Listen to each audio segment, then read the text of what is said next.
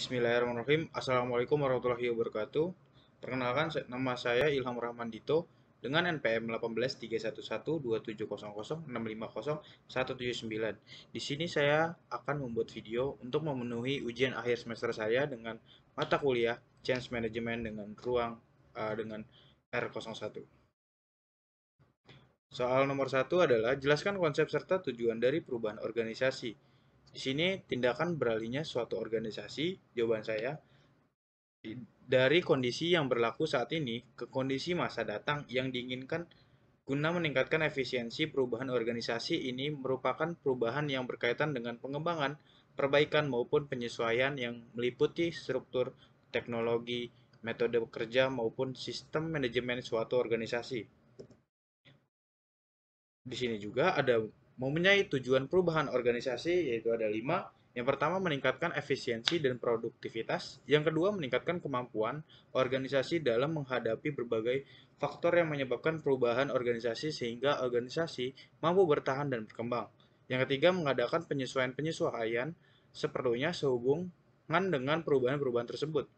Yang keempat, untuk mengendalikan khususnya dalam mengendalikan suasana kerja, sehingga anggota organisasi tidak terpengaruh atas perubahan-perubahan yang sedang berlangsung. Yang kelima, itu adalah meningkatkan peran organisasi dalam menghadapi perubahan-perubahan yang sedang terjadi atau berlangsung.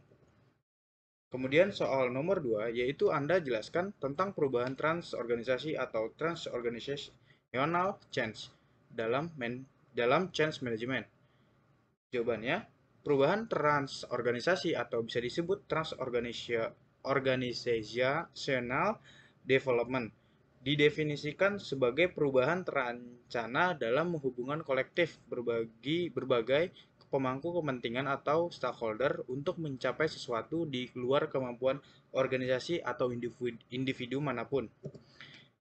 Kemudian, pengembangan organisasi sedang berkembang untuk menemukan cara-cara baru pengembangan jaringan multi-organisasi, terutama ketika kita beralih dari mode kehidupan post-industrial modern ke modern akhir tahun 1970-an, dan yang terbaru dari produksi dan konsumen pasca port ke kapitalisme postmodern pada tahun 1990-an. Sederhananya, rantai pasok industri sekarang menjadi global dan jaringan postmodern dari kelompok-kelompok yang menentang dan para pemangku kepentingan yang ingin mendefinisikan kembali bagaimana bisnis dilakukan juga bersifat global, atau untuk lebih banyak bergerak dari perubahan organisasi ke perubahan transorganisasi dan industri pasca dan akar postmodern. Kemudian soal nomor 3, apa saja materi atau isu yang akan diangkat atau diutarakan ketika ingin menyatukan nilai-nilai budaya perusahaan kepada seluruh elemen perusahaan atau organisasi. Budaya perusahaan adaptif bisa disebut itu. Kenapa? Sebuah budaya terdiri dari berbagai bahan nih yang semuanya membantu ke arah suasana dan harapan yang mengelilingi tenaga kerja dan mempengaruhi sikap dan pendekatannya terhadap pekerjaan. Adaptive corporate culture atau bisa disebut budaya perusahaan adaptif dirancang dengan sengaja untuk menciptakan nada, suasana, dan harapan organisasi yang sehat secara psikologis, yang memacu tenaga kerja untuk merasa sehat secara psikologis.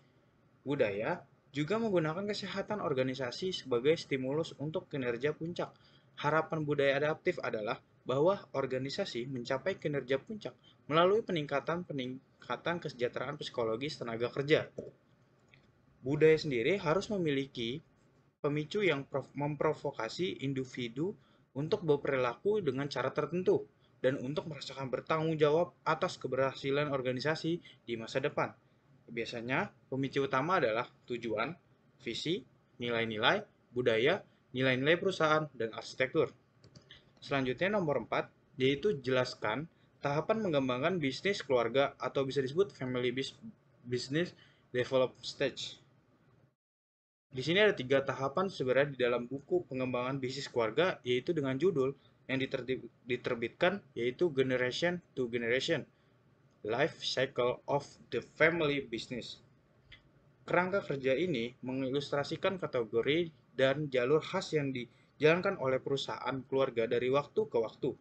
Ini memberikan cara untuk memahami kekuatan dan tantangan perusahaan keluarga di setiap tahap sehingga kita bisa lebih perspektif tentang bagaimana keluarga dapat mempersiapkan diri untuk masa depan.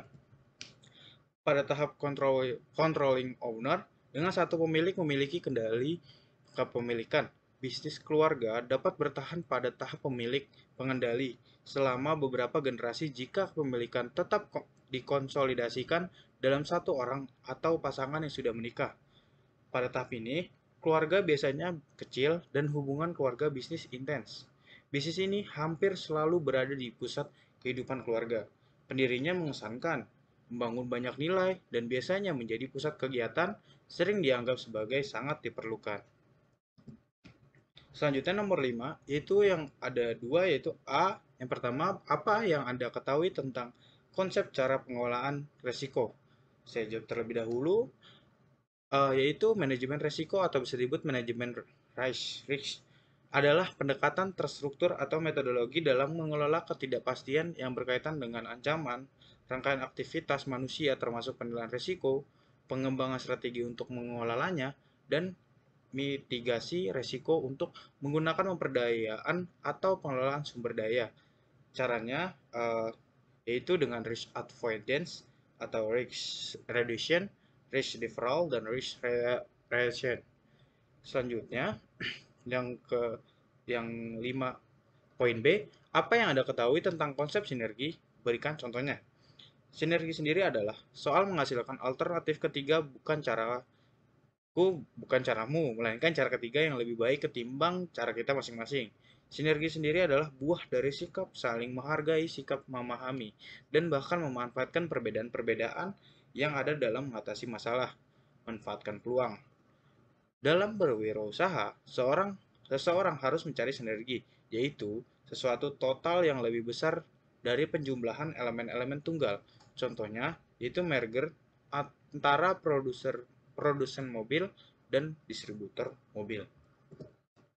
Cukup sekian dari saya.